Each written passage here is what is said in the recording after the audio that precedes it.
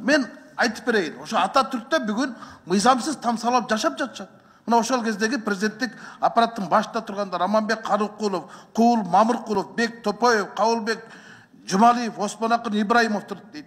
Депутаттар Рашид Тагаев, Алярбек Абжалиев, Айтыбай Тагаев, Зиядин Жамалдинов, Сайдулла Нышанов, министрлер, генеральный прокурор, генералдар Дүйшөбаев, Курманбек Кубатбеков, Курманбек Осмонов, Жумадыр Макашев. А эмне үчүн ошол кезде бийликтин башында тургандар жер участактарын мыйзамсыз сатып эмес басып алып, бүгүн мыйзамдуу түрдө жашап атат дагы, мыйзам түрүндө алган адамдар бүгүн мыйзамсыз жашап атат.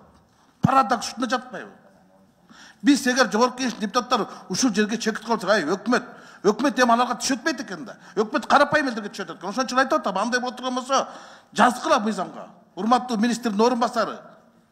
Байлар жер басып алса, кечирилет, кедейлер жер басып алса, кесилет деп. Ушул кантип болсун? Өз үйүндө өздөр квартирант болуп жашап аткан.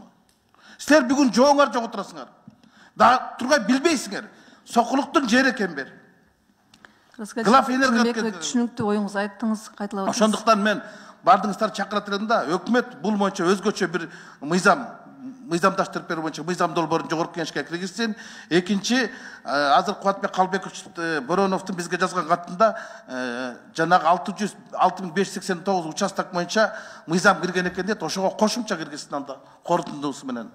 Ошондой кылып милдеттендирип коелук. Эгерде биз азыр буну жылдыра турган болсок, күзгө барат.